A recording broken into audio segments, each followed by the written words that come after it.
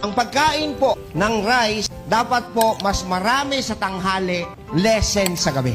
Kasi kailangan ng katawan mo na i-digest ito. Napakataas po ng tinatawag na carbohydrates na may complex carbo na nahihirapang tunawin. Kung hindi nyo kayang pigilan na kumain ng marami sa gabi, I suggest, if you eat rice at night, mag-iintay ka talaga ng 3 oras bago ka matulog. Hindi nyo napapansin, dahil sa pagod natin sa trabaho ngayon, bumabawi tayo ng kain sa gabi.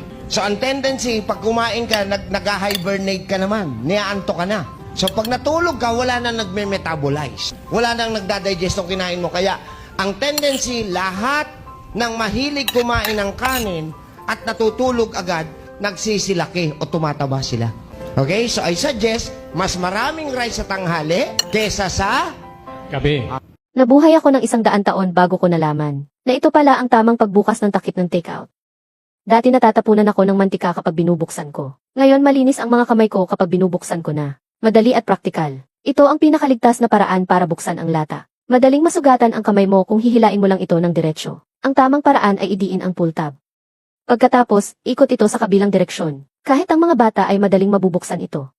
Kapag natutunan mo na ito, mas madali nang magbuhat ng bote. Kung hindi mo nakuha sa unang panood, panoorin mo ulit ng ilang beses. Ito ang paraan ng pagtatali na tinatawag na Gemini knot na minana pa natin sa ating mga ninuno. Napakasimple lang nito, at napakatibay pa. Kaya naman hanggang ngayon ay ginagamit pa rin ito. Panoorin mo.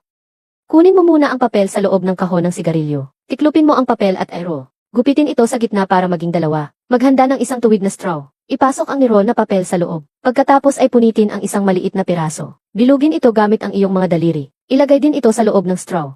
Ipasok ang kabilang dulo sa tubo ng tubig. Handa na ang pang-alis ng static electricity. Huwag itapon ang sirang lighter.